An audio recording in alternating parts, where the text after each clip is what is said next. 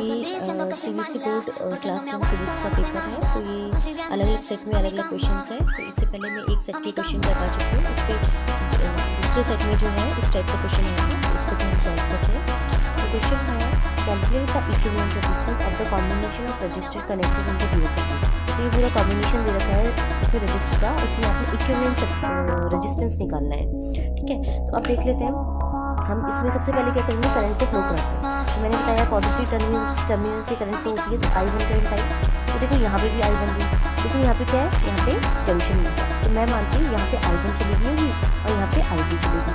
अब देखो I2 गई यहाँ पे भी जंक्शन तो मिला है, बट फिर दो रास्ते नहीं मिले। तो यहाँ पे भी अगेन यहाँ पे भी I2 आ गई।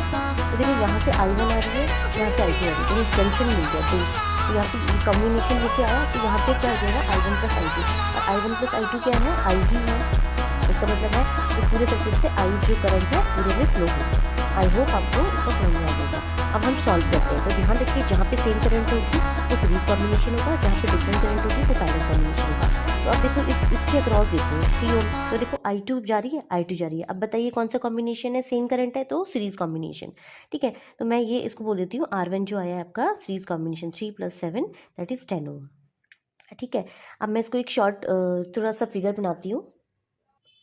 अब देखिए मैंने इसको सॉल्व कर दिया। 7 और 3 10 होता है, तो 7 और 3 10 बना दिया। 10 ओम का ये 10 ओम एज इट इज़ रख दिया, ये 5 ओम का एज इट इज़, बाकी सारा सेम है। ठीक है, बस इसको सॉल्व करके मैंने इसको 1 बना दिया।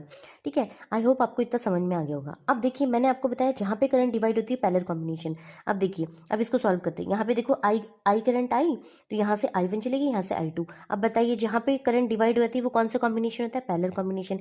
यानी ये 10 और ये 10 पैरेलल कॉम्बिनेशन है। ठीक है, तो यहाँ पे मैं इसको ब्रैकेट में सीरीज लिख देती हूँ आपके समझने के लिए। अब पैरेलल कॉम्बिनेशन के लिए R2 क्या आ जाएगा, 1/R2 हमारे पास फॉर्मूला होता है 1/10 + 1/10। अच्छा, इसको सॉल्व करेंगे तो 2/10 आ जाएगा, और इसको अगर रेसिप्रोकल करेंगे R2 को तो 10/2 दैट इज यार 5 ओम आ जाएगा। आई होप आपको ये इतना समझ में आएगा, ये पैरेलल कॉम्बिनेशन से आपने निकाला है। ठीक है, अब मैं इसको और शॉर्ट फिगर बनाती हूँ।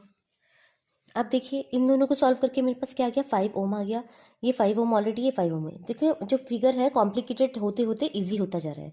अब देखिए अगेन हम क्या करंट फ्लो करेंगे। देखो I1 करंट आई, यहाँ पे भी आई। अब देखो जंक्शन तो मिला, बट कोई दो रास्ते तो नहीं मिले, तो इसमें भी सेम करंट जाएगी, और इस वाले में भी क्या है, सेम करंट जाएगी। अब मैंने आपको क्या बताया था, जिसमें सेम करंट जाती है वो कौन सा कॉम्बिनेशन होता है, सीरीज कॉम्बिनेशन। तो अब इसमें आप सीरीज कॉम्बिनेशन लगा दीजिए। तो R3 जो हो जाएगा, क्या हो जाएगा, 5 ओम + 5 ओम + 5 ओम, यानी R3 जो इक्विवेलेंट रेजिस्टेंस आया है वो 15 ओम आया है। तो R इक्विवेलेंट भी बोल सकते हैं या R3 फाइनल भी बोल सकते हैं। क्वेश्चन में बोला है कि find the value of the total current